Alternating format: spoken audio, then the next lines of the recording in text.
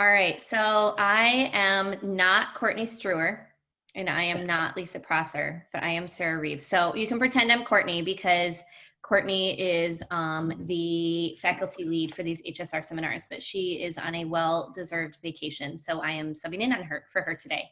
I'm Sarah Reeves, obviously. I'm an assistant professor here in CHEAR, and I'm really excited to welcome you today. Could you pronounce your name for me?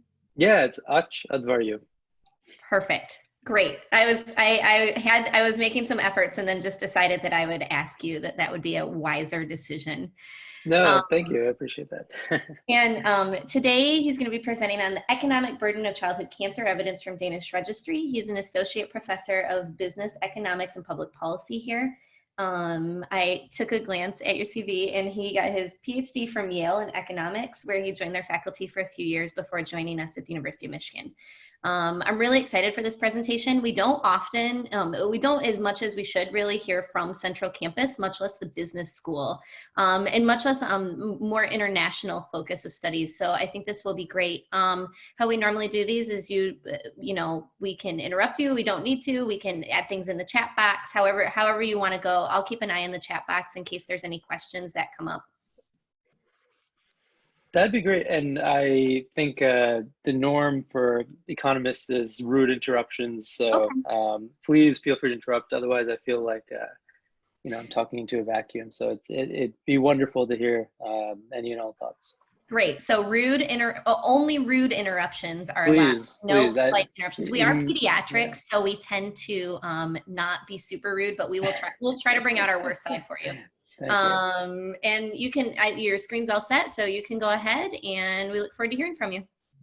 Great. And sorry, do I have until the 50 after, or is it until the hour, or? We usually go till the hour, but either way is really fine. And if anyone needs to sign off early, obviously that's totally fine. I know that there's, we've all been trying to take like 5 minutes or so in between. Sure. I'll try to end. Yeah, that's what I was asking. I'll try to end a few minutes early so you guys can get a coffee refill or whatever. Yeah, for real. All right, take it away. Okay. Well, first of all, thank you for the invitation to present, and I'm so excited to take part in the seminar. I am actually the Ross representative on the CHEAR committee, and proud to say that I'm one of the few people I think who actually cares about children's health at the business school. So I'm very pleased to be interacting with you all. This is a new project, so no paper written yet, and we're actually compiling these results and sharing them for the first time. So as we economists like to say, every comment of yours has high marginal value right now. So please feel free to any and all feedback is really appreciated.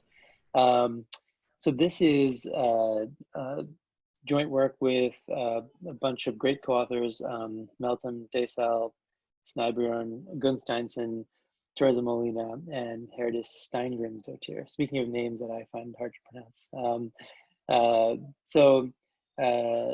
And this is sort of a bit far afield from my usual work, which is related to low-income countries, and I've done some work related to child health in those contexts, but this is my first foray into the world of Scandinavian register data. I'll tell you a bit about why I got interested in this, and what I think it can add in terms of our understanding of the kind of family burdens of having large shocks to health early in life. And sorry if you hear background noise. Speaking of child health, I have 3 little kids under 6, so you may hear them stomping around, crying, etc. You may also hear that from many, many, many of us on that call. I should start giving that disclaimer, that it's all okay, especially in peds, to hear kid. That's true. Yeah, you're right. Okay, great. So let me dive in here. So just as a bit of motivation why I got interested in this project, there's a really robust literature across many disciplines, including economics, that kind of documents an association between household income and child health in a variety of different dimensions, child health and long-run outcomes of children. There's really good evidence from economics documenting kind of one direction of causality in this gradient, which is that basically household income and programs that kind of provide support or transfers to low-income families can have substantial positive impacts on the health and well-being of children, often impacts that end up lasting over much of the child's kind of life cycle. It has been more difficult to assess the importance of the kind of converse relationship, which is basically how does the health of children affect families' long-term economic well-being? And there's a lot of mechanisms we might think that enable a causal relationship in that direction. When children experience large health shocks, you might imagine financial resources being devoted to the treatment and care of the children. You might imagine that parents' productive time is displaced. You might imagine impacts on mental well-being or even the physical health of other family members. In the background here, we're also thinking about public policy. So, you might imagine that government transfers, particularly sort of targeted, timed, transfers that are appropriately timed to help households kind of deal with these kinds of impacts might be really important. So why do we not see, a lot of good causal work, assessing that relationship? At least two reasons. The first is isolating variation in children's health that, sort of exogenous or doesn't vary with families' economic resources is really hard. So you might imagine that, children's health and the propensity for children to experience large health, shocks is related to things like poverty status, health knowledge of parents and other factors that are going to be hard to control for, in any kind of regression. And so it makes it much more difficult to, claim that there's a causal channel from, the health of a child to the family's kind of economic well-being in the long term. And then the second kind of reason is there are, of course, lots of, for example, randomized control trials that in various ways improve the health status of children or treat diseases.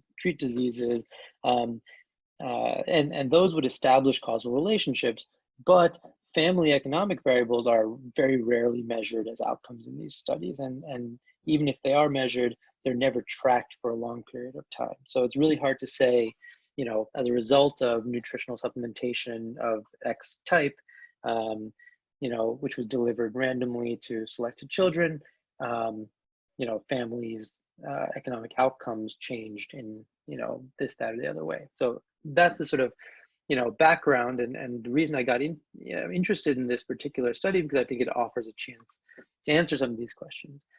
So we study childhood cancers. Why? As you might have predicted, I'm not a pediatric oncologist, and I know very little about childhood cancers. And so, that's one of the reasons giving this talk is exciting, to learn more. But, from the kind of our understanding of this broader motivation of children's health and family economic outcomes, childhood cancers offer a kind of really interesting point of study. So at least three reasons why. One is that these are often very large shocks. So when a child gets a diagnosis of a cancer and goes into treatment, it's often extremely traumatic. It's unsettles the entire family. This treatment might last for a fairly long period of time, even though it may be temporary. There may be several years of treatment involved and then and then the cancer may go into remission or may come back. So these are basically large shocks where we think, this isn't like the common cold, that it's going to be really hard in data to be able to detect what parents do in response. This is going to be something where we might see things like labor supply or labor force choices of parents, income, big economic variables changing. The second reason is it's that the childhood cancers are often sort of temporary in incidence compared to this sort of broader productive life cycle of families. So if a child experiences a cancer diagnosis and is treated for a period of 2 years and then goes into remission, as a looking at the sort of lifespan of that family, that's a fairly short period of time, but it's really interesting to see whether that's short period of time where you have intensive resources potentially dedicated to caring for that child, does that kind of leave lingering effects over that economic life cycle. And finally, and importantly, childhood cancer does not appear to be predicted by socioeconomic characteristics. So it's quite hard to look at family background and predict out the probabilities of having childhood cancer at the household level. And so while there may be unexplored or undocumented reasons why certain families are maybe more prone to having a child who's diagnosed with cancer than others, at least from the socioeconomics perspective, observable socioeconomic characteristics, the shock is going to be plausibly exogenous. And then getting to the sort of data element here, of course, we need, to examine this in the sort of broader context of families' economic well-beings over the long term. And, one of the only places in the world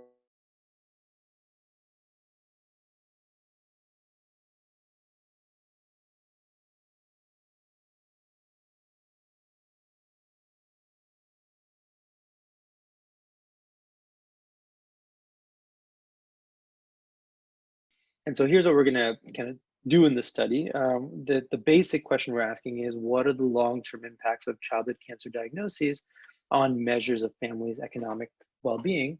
And then a few sort of sub-questions in there. So we're going to look at a variety of different economic outcomes.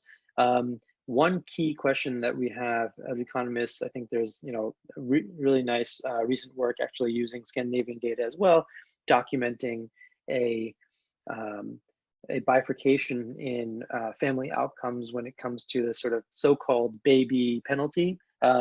So, when families have a birth, even a healthy baby, it's the mom who often drops out of the labor force. And what kinds of impacts does that have on sort of career progression and catch up over the longer term? There's some really nice work looking at that. So we were interested in, similarly, do we find differential impacts by, mother and father of the focal child who was diagnosed? Are moms more likely to drop out of the labor force than dads? And what are the sort of longer term career and income impacts of that, if that's actually differential? Second, are long-term outcomes different even if the cancer episode is temporary? So this is basically the idea that even if the cancer, after treatment goes into remission, do we see that these kind of economic impacts linger? And if so, how far out can we actually detect impacts, in terms of time? So, if a child is diagnosed at 5 and the cancer goes into remission at age 7, if we're looking at the family's outcomes when the child is grown, are they significantly different than families who did not experience a shock? And then if there are those kinds of longer impacts, what can we say about mechanisms? How are these kind of impacts accruing? Third, what role do government transfers play? So, Denmark is a highly sort of socialized state, and so there are quite a substantial role for various types of transfers, including for childhood illness and disability in the family that you know, that enable moms and dads to take leave from their jobs for quite some time. And so, you know, we're be able to track out, in addition to sort of market income and earnings, we actually know the quantities of transfers that these households are getting as well. So we can see kind of what are the timing of these transfers and how big of an impact do they make on the sort of total earnings of the household, particularly during the times when, you know, when moms and dads might have to take leave from work to care for sick children.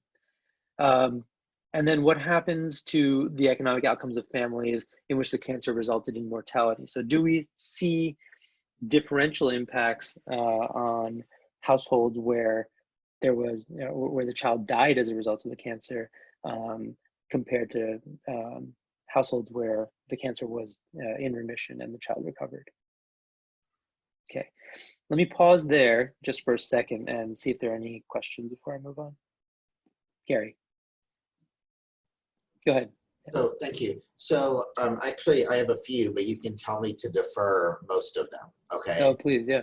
The first one I think is just one that many people on the call may have, is that did you involve any, like you were started off by saying you're not someone who provides healthcare to children.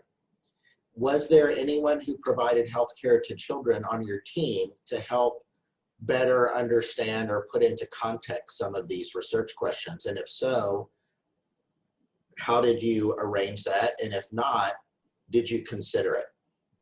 Yeah, it's a great question. So not on the sort of authorship team, but we've definitely consulted with quite a few pediatricians. In fact, the sort of Danish childhood cancer registry is sort of an organization that you have to work closely with to get, you know, access to the data. And though they're not, you know, formally involved in the study, they're sort of always consulting with us on, you know, what outcomes kind of to expect, how to interpret certain types of diagnoses, all the sort of nitty gritty of, you know, in the registry that, that, you know, as economists, we're not going to be aware of. And the second answer is, two of the co-authors mentioned here have a separate paper on long-run disability in children. And so they used kind of a similar tack, and they've got some pediatricians on that work as well. So we're sort of leveraging their context in Denmark to kind of understand the situation better. Yeah. So I just throw out that there are people here at Michigan who would be, I think, very interested in, who are pediatricians, who have research training, that would also perhaps at some point, if you ever wanted to engage with, you know, people who could collaborate with you here on this campus, Sure. I think really appreciate that opportunity to be able That's to. great, yeah. And no, then, definitely, I'll reach out and get some names. It's always really useful to, you know, get that perspective. And then I'll wait on the rest of my questions, because I imagine as you go through your presentation, you'll probably answer most of them. So I'll just wait. I don't know about that, but great, and feel free to interrupt at any point, for sure. Others, questions that come up? There's nothing in the chat right now, but anybody Okay. can feel free to throw those in there for when there's a break too. Yeah, and go ahead and just unmute yourself, because I can't see everybody on the thing because I have my other screen up. So yeah, go ahead. This is Kara. At this point, are you talking about out-of-pocket payments at the household level in terms of economic impact, or also considering valuing life loss of the child and future productivity? Yeah, that's a great question. So let me answer that in brief, and I can get to that a bit later. But basically, you know, given the context, you know, let me that slide, next one maybe. So I mean, healthcare in Denmark is universal. You know, access is extremely good, and you know, it's less than 1% of the population ends up seeking care from the fairly small private system. So most of this is sort of like public provision of healthcare, and essentially, you know, all of cancer treatment is administered through state-run hospitals and is free of charge from the perspective of households. So there's no co-payments on medicines, etc. There's no co-payments on treatment. So it's going to be a very different context, of course, than in the U.S., sadly. But in this context, you know, most of the kind of economic impacts we're thinking about are related to the kind of labor supply and income related choices that households make during the time of diagnosis. So think about, you know, a mom or dad dropping out of the labor force for a couple of years to stay home with the child who is diagnosed and is undergoing treatment, has extra needs, etc. And then resuming work in the labor force perhaps, but, you know, can we, you know, so that kind of lull in work or in productive time might have kind of consequences down the line. You know, it may be that households have to go into debt because they're not earning enough, or maybe that that over time, because you're sort of like off your career trajectory, you earn less, and, you know, eventually when you're 10, 15 years out, you start to see differences emerging between, you know, the wealth of households, that sort of thing. That's what I'm looking at. In a separate project, we're actually tracking the educational outcomes and the mental health outcomes of focal children and their siblings. And so there we're going to be thinking more about the sort of children and long-term impacts on the children themselves. Unfortunately, there's not a lot, because of the timing of this. We've got data from like 86 to 2005. So we could do some stuff related to the earnings of these children as well. But we don't have a lot of years of, you know, we don't have you know, basically some of these children are too young to be out of college, etc. So we'd have to cut the sample quite a bit to look at that question. So most of this is looking at just the sort of broader family. Other questions? Gary had a couple questions in the chat about, did you treat all childhood cancers in aggregate? There's some real differences in remission rates, duration of remission, ages, and that might impact things. And then if they were aggregated, the differences could be washed out based on more common factors. Yes. So at the moment, we're treating sort of any diagnosis, any childhood cancer diagnosis as you know, in aggregate, basically just an aggregate indicator for you were diagnosed with a cancer. But of course, there are differences, and that's something that we haven't, you know, played with at all yet, and would love to get advice on, sort of like how to classify cancers as more or less likely to result in mortality, or, you know, more or less treatable, or more or less severe. So this, what I'm going to be presenting today, is just the aggregate stuff, and there's quite stark impact even in the aggregate, but there might be some quite some nice differential things that we can do there. I'd love to hear your advice on that. Something I can follow up on for sure.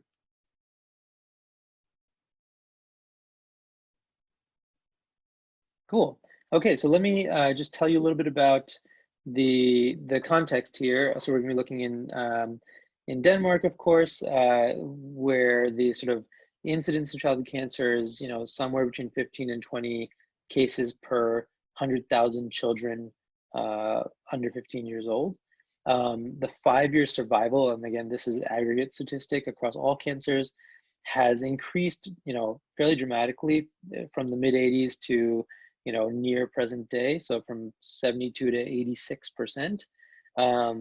And you know, in this context, treatment delay is really fairly minimal. So the median delay for, you know, initiation of treatment is 7 days after diagnosis, and 80% of children are treated by initiated treatment by 14 days after diagnosis. So this is fairly rapid. You know, once you're diagnosed, you're sort of like into the system, and treatment begins fairly quickly. And as I mentioned, kind of, related to this sort of causality claim here, there's a few things that are, I think, relevant. One is the lack of predictability of childhood cancer with respect to socioeconomic characteristics. The second is the sort of strength of this context. So, I'll tell you a bit about the strategy, but what we're going to be doing is tracking these focal households where a child was diagnosed with cancer compared to their sort of counterfactual households we can match from the Danish population on a lot of characteristics using exact match techniques. And so we can really, kind of provide a fairly reasonable counterfactual for households who have been diagnosed. Finally, one nice thing about the length of the data set is it allows us to address pre-trends, basically whether there are differences even amongst these sort of matched households. We can actually observe prior to the diagnosis, are there differences in outcomes leading up to the time of diagnosis? If there are, then that might suggest, for example, maybe the child was sick for some period of time before that, and parents sensed that something was wrong, or there was changes in labor supply that came before diagnosis. That would kind of hurt our interpretation of the observed changes as treatment effects. And I'm going to show you some of those trends in the outcomes that we use. Okay. So we're going to have, just to give you a sense, a very brief picture of the average Danish household here. So basically, labor force participation in Denmark is very high, and compared to other industrialized countries like the U.S. So about 80% of moms and dads were employed at kind of at baseline. Average combined earnings was about $100,000 in 2015 US dollars, which is again quite high, compared to family earnings on average in the US. And average number of children was 1.8. Speaks to the sort of slowing population growth. So this is actually slightly negative growth of population in Denmark. And then we already discussed a little bit about healthcare in Denmark, but happy to take other questions on that if there are. Sorry, I see something in the chat. Let me just see. Do you look at differences by pre-morbid economic status? Anecdotally, I see wealthier families have more jobs. They can come.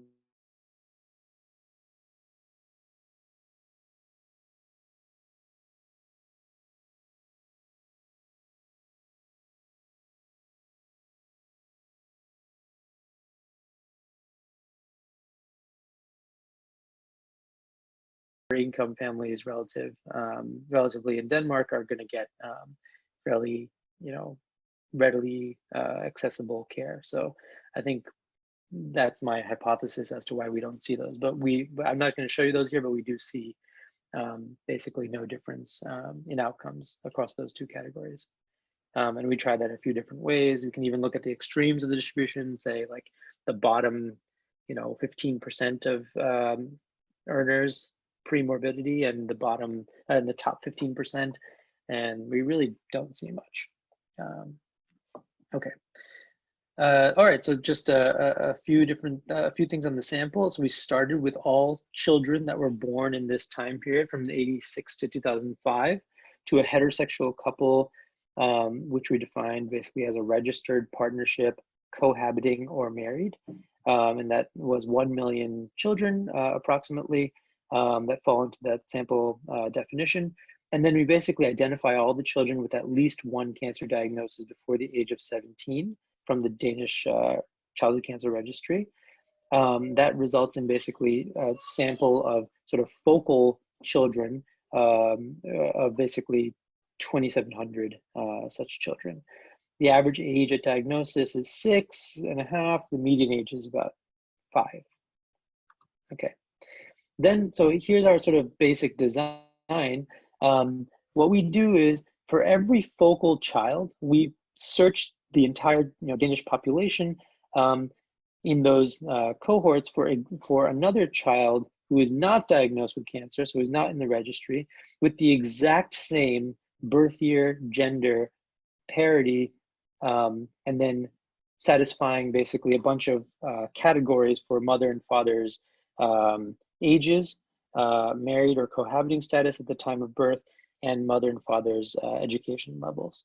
So essentially, because we're basically focusing on these kind of 2,700 households where there was a diagnosis of cancer over this time period, we can actually look at the, many millions of households in Denmark and basically search across them to find exact matches for, that child, as well as the sort of structure of that child's household over the course of this time period. And so essentially our final sample, we only have 36 households where we can't find an exact match, and we drop those, and we are ending up with a sample of 22,670 households that we focus on. Okay, and then basically what we're going to do, and the kind of figures I'm going to show you, compare the evolution of parental income, assets, occupation types, fertility, etc., for 15 years prior and 15 years after the cancer diagnosis. Okay, and so basically how you want to read this figure is each of these dots represents a difference in outcomes at every event time. So at 5 years before diagnosis, the dot on the graph is going to represent the difference in the outcome of the focal child's household and the kind of counterfactual household for that focal child. Okay? All right.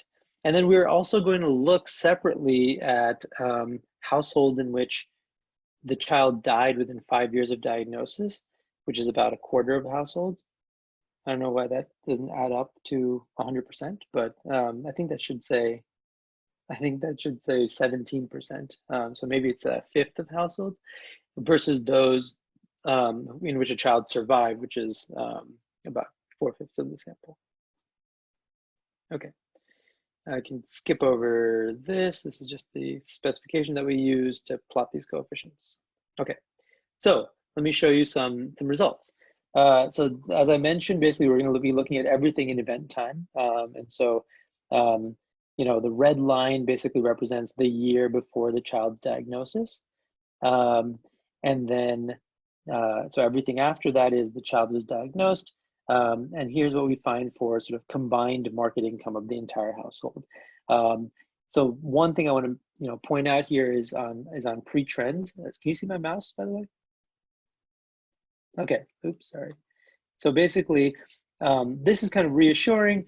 The pre-trend is extremely flat. So basically, if you compare on average these sort of focal households to their counterfactuals, for every year before the diagnosis, they're essentially look exactly the same for 15 years prior to the diagnosis. So that kind of gives us a bit of confidence that the outcomes that ensue after the diagnosis, the differences are more likely attributable to causal effects.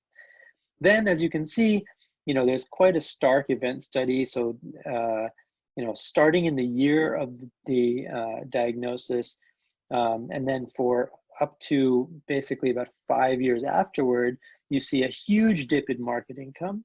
And this is, I'll show you, likely occurring from both parents to a certain extent dropping out of the labor force temporarily.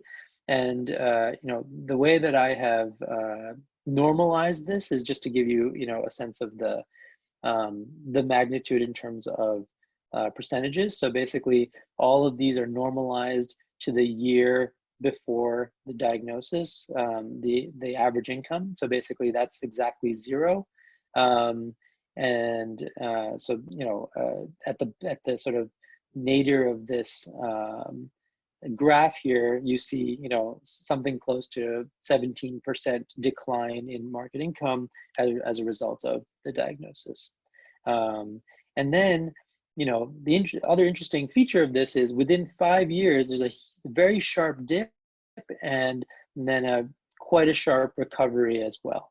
So parents start to resume labor force participation starting 2 or 3 years after the diagnosis, and then there's a fairly flat curve after that in terms of differences, but there's a level difference that persists over time. So essentially, you know, even looking 15 years out, you know, income for these households is 3 to 5% lower in focal households compared to counterfactuals. Okay, let me pause there because all the graphs are going to look at like this, and just, you know, take some questions. Oh, sorry, just one interpretation point I wanted to say is, so since we're sort of benchmarking, if you recall, the average earnings of households was something like 100,000 US dollars. So, you know, a 15% drop in those earnings would be, you're down 15%, $15,000. And that's a kind of easy way to interpret what's going on here. All right, let me just pause there. Any questions? Hey, so this is really interesting. So I have a question about whether childhood cancer is, I mean, it's not exogenous. I mean, I think we all kind of, recognize that. And I'm wondering if there's any way, so this is really compelling, but I'm wondering about other models in which there was some sort of like disaster or I don't know, even a motor vehicle accident or something more random that caused children to become extremely ill. Cancer, what I heard you say in terms of the stuff that you could match on were really important things like income. I didn't hear you say that you matched on things like, and I think you could, based on the fact that you have registry data, like family member comorbidities, prior history of cancer themselves, yep. Where they lived, zip code, not zip code, but obviously there must be differences even within Denmark in terms of environmental exposures. When you live in Copenhagen versus, kind of an industrial town. So there's only so much you can do with observable matching, right? Even with the kind of rich data sources that you have, it makes me wonder whether there's another, you have so much data and such great data. I'm wondering if there's another natural experiment where kids suddenly get sick for no reason that you could otherwise. I don't know how many disasters occur in Denmark. It doesn't seem no, right. I mean, it's a great question. So a few responses to that, and I completely agree. So one is, you're absolutely right. We, because we, have access to, in theory, we could apply. There's different registries for different stuff, and they all link up, and so we could apply for registries that would give us access to like the parents' histories of, of cancer or other types of morbidities that, or health conditions that they've experienced, and perhaps those would also be good predictors of cancer that we want to kind of even out when we're, looking for matched controls. I think so. We haven't done that. We thought that this might be useful, and honestly, the reason we haven't done it is because pre-trends look so flat, and these households look so comparable, even just matching on socioeconomic characteristics.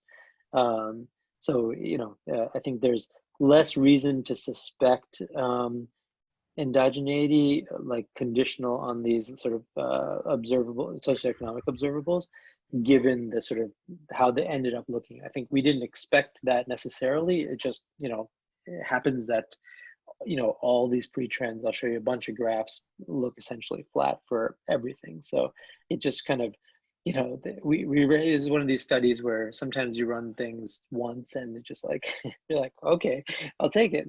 So I think that's the kind of reaction we had. But you're absolutely right that we could match on more if we wanted, and I suspect that pre-trends would get even better, although our match rates might decrease.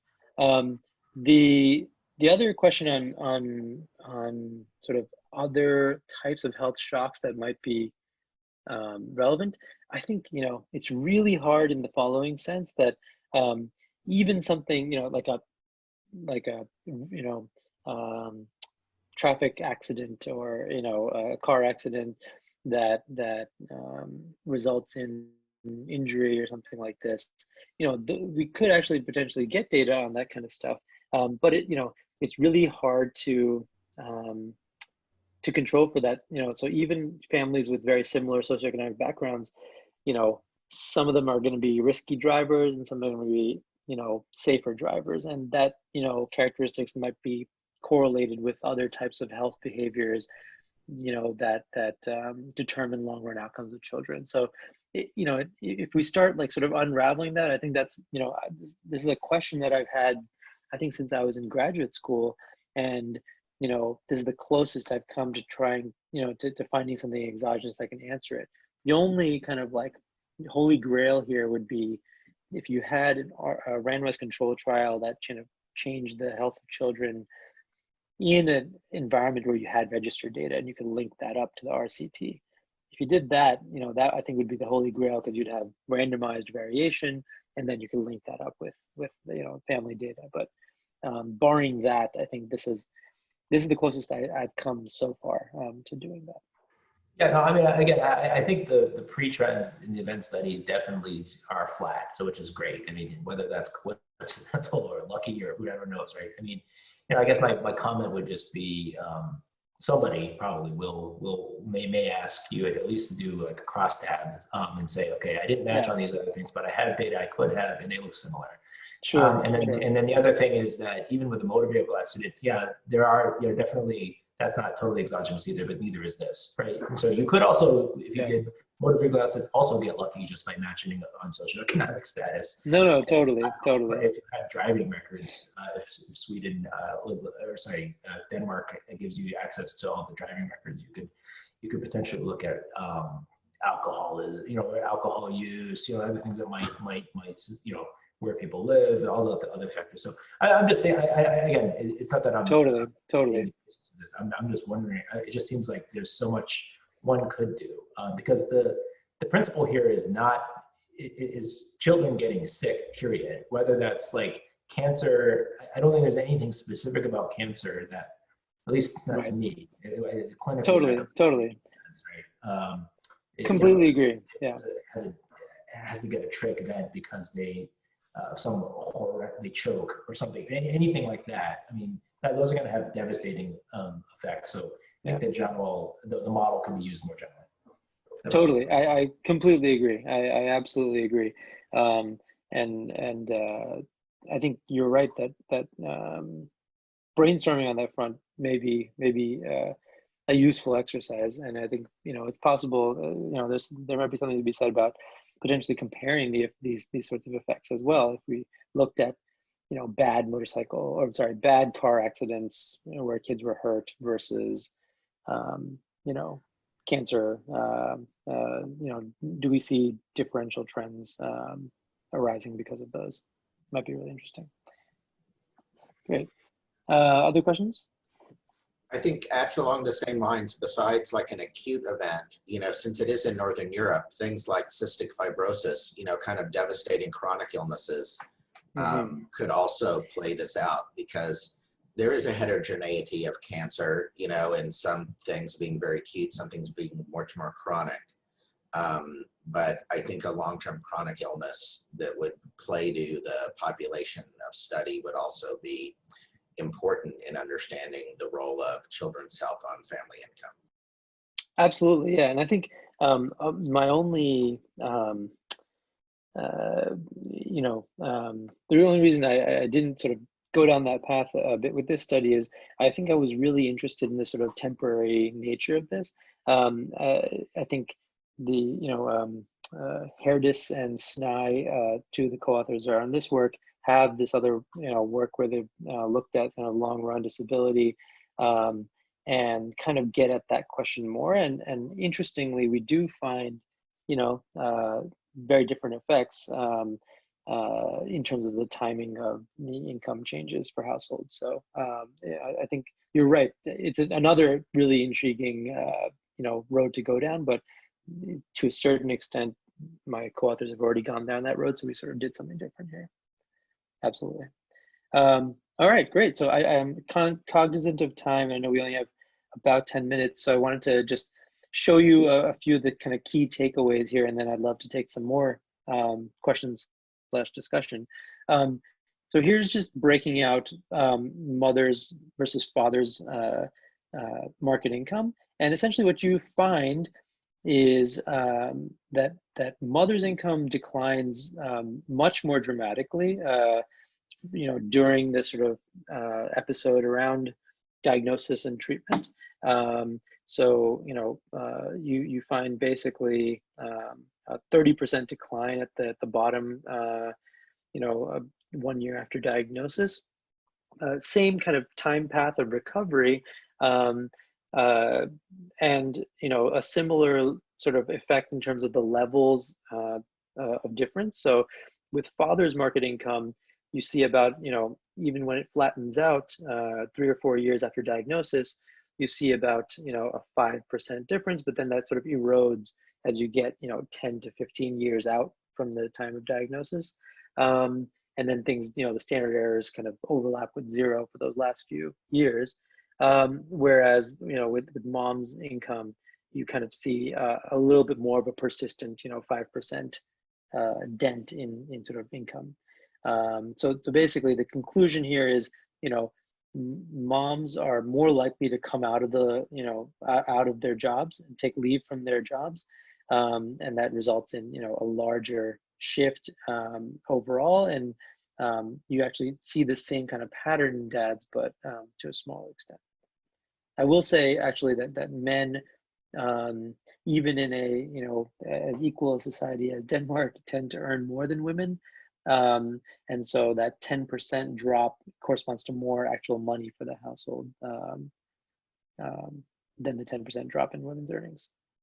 Okay, here's the role of transfers. So this is a really kind of, really stark pattern we see here. So basically this is all transfers to households.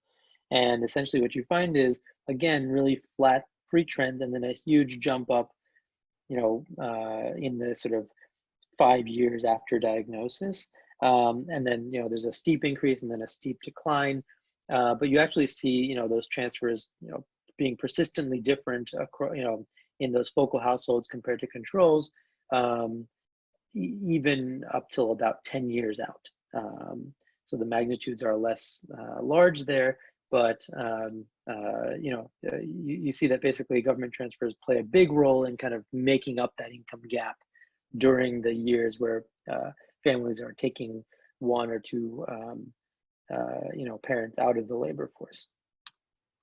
It's fairly similar pattern for mom and dad's transfers, but if you just look at the magnitudes here, this is in absolute magnitudes. So this is like thousands of Danish kroner, and what you find is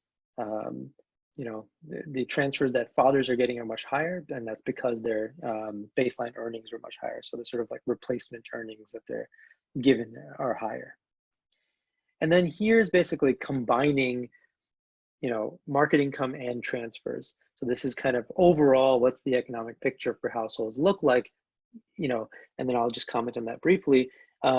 Basically what you find is you actually see a decline, but essentially, almost all of that big drop that we saw in market income is recouped by the government transfers.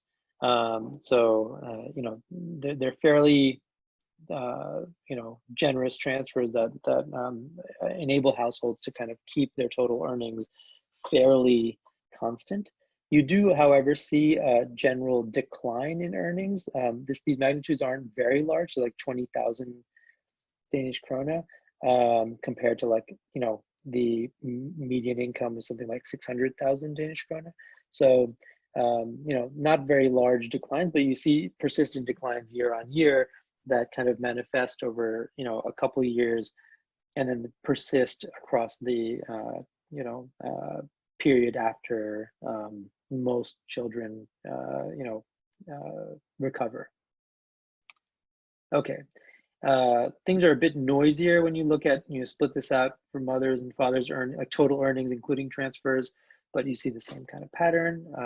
Just for time's sake, I'm not going to go into this much, but I just wanted to highlight the fact that, if we want to draw some lessons for the US, of course, there's lots of differences in context, so I'd put a lot of caveats on that. But the transfers that households would receive would be much less generous. And so, that's why having the kind of difference between market income and transfers is really important when we're interpreting kind of what are the sort of overall economic impacts. Looking at that sort of market income figure is probably closer to what we might find in a place like the US. Okay. This is kind of an interesting, again, a little bit noisy, but I think the results on, at least for moms, offer some interesting kind of nuance to the income results. So basically, a bit of this income effect is coming from basically a decline in mothers and to a certain extent fathers, but the coefficients are a bit noisier, being in managerial positions. So essentially, what this shock does is pulls either the mom or the dad out of the labor force for a couple years, and that slows them down relative to their counterfactuals. And it turns out that by 8 or 10 years in, you actually find that you're less likely to be promoted into sort of like leadership positions in organizations. Okay, so this is kind of like how these longer term negative impacts might manifest. And then this is, the time path of assets. So this is, I think, really interesting from the economist perspective, because sort of this gives us this is roughly speaking, we're going to have, sorry, I'm going to show you debt as well. So this is, assets minus debt is, essentially your net worth, your net wealth. And so this is kind of your sort of summary measure of how wealthy is this household, and is that really changing, or is this sort of just a temporary blip that households are able to overcome financially? So what we find is that we see almost nothing change in terms of assets till about 10 years, and then there's a pretty steady decline after that. And it turns out that a lot of this, and so by the way, this largely comes from father's assets, and a lot of this is mirrored in debt. So it's a similar pattern where debt's fairly constant. Again, showing the role of transfers might be very important during the time where child is getting treatment and parents are at home. You don't actually see a big shift in debt at that time. But basically, debt decreases, in about a decade after diagnosis. And what this ends up being, I'm not showing you the sort of nitty-gritty components of this, but basically what this ends up being is that about 10 years out, these families start to diverge in terms of their house ownership. So as you get kind of older in the life cycle, more and more Danish families own a house, and also therefore have a mortgage where they're paying, for that house with debt. And you see less house purchases and less assets as well as debt as a result for these households who are affected by the illness. So in some sense, like the way that these income changes culminate into wealth differences is basically through households just not being able to or not making the decision to take on more debt and buy a house a bit later on in their productive lives. Okay, I want to just highlight one more result which I thought was really interesting, which is basically this is, if you just look at years since the diagnosis, this is the differential fertility of the mom. And basically what you see is, again, flat pre-trend and then a pretty starkly increasing fertility rate for moms after diagnosis. And this is entirely driven by households where the child actually died within 5 years of diagnosis. So there appears to be some sort of replacement fertility type of phenomenon. You see this a lot in low-income country contexts, for example, where infant mortality is really high, that total fertility is also really high as a result. And we see this really stark finding here, which bears much more investigation, thinking through that sort of complex nexus of, figuring out whether to have another child, after experiencing that trauma in your household. I think is really fascinating and hopefully will be a source of future inquiry in this project. So let me pause there. I have some more results, but I know it's 10 o'clock. So any last questions and comments, and love to follow up with some of you specifically, and maybe I'll send you guys emails, to learn more. I wanted to acknowledge Christina's comment talking about the brain and central nervous system, that those cancers and tumors might be more likely to have negative neurocognitive late effects that could be impairing and wouldn't improve over time. And that group may be a very interesting group to pull out to understand. Wow, okay, that's really great advice. Thank you. And at least in the US, those account for about 50% of cancer cases in kids. So, and that range of impairment actually pushes some of these kids into what would be considered like an intellectual disability. And parents often, in working with providers who care for these kids, the focus is saving their life. And so, like one provider I worked with was like, we bring them to the edge of death and then we bring them back. So you imagine with a 3-year-old whose brain is developing, that's like a year where you're really just assaulting their brain with these like radiation and surgeries or whatever. And so their brain doesn't necessarily recover. And so that's an impact that goes forward. And so these kids who were previously doing fine and developing on trajectory now might have an intellectual disability going forward that's going to impact them. That's fascinating. And that could potentially impact like, mom wanting to like stay home from work or something like that just to provide more. Yeah, no, exactly. I think actually that does, jive really well with one of the things that we've seen, which is basically the most pronounced, changes we see in earnings and assets, et cetera, actually come from the sample where the child survived. And so maybe that speaks a little bit to that idea that there are these persistent effects that linger and then actually cause parents to devote more time, to or more attention to the child. I have to sign off, but Sure I think that I can leave the meeting open because Shang is the host right now. If anyone has any more questions, if you have a few minutes to discuss, but thank you so much. I think this was really interesting, and it's something that it's a different focus than we've seen or that we have at CHEAR. And I think there's a lot of opportunities, obviously, for collaboration between all of us. So thank you very much for taking the time to share your work today. That's great. No, thank you all for the comments and feedback and very stimulating discussion. Really appreciate it. Thank you. Thanks, and happy to take any more questions. I have a few minutes if you guys are, hanging around.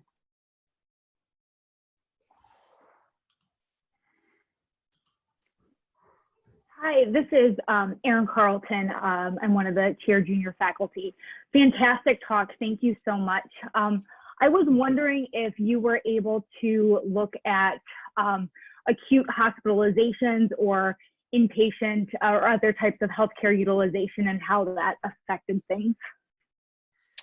That is interesting. So that's something that we are able to potentially look at. We don't have the data for it yet, or we would have to apply for the data and that whole process. But it's, I think we would have potential access to that, which we haven't examined at all yet. And do you have like a hypothesis in mind in terms of sort of in terms of kind of seeing how much care utilization increases as a result of diagnosis, or?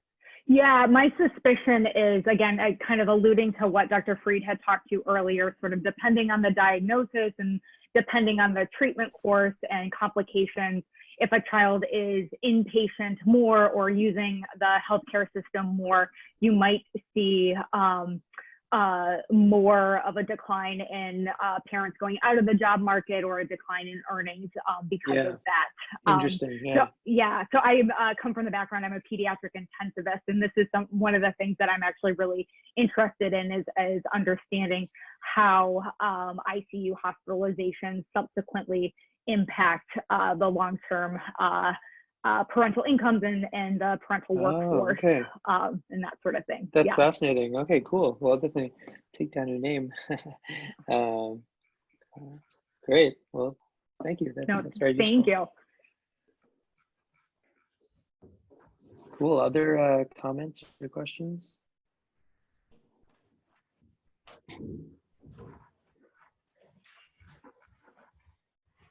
Okay, well, like I said earlier, I would be very, very happy to follow up and chat offline if anyone has other thoughts or ideas in terms of how to use these data to answer adjacent questions, etc.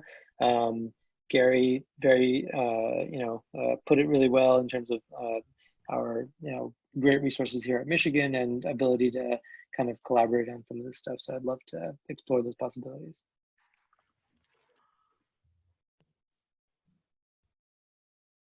Cool. Thanks, guys. I'm gonna log off and thanks a lot for all the comments. Really appreciate it.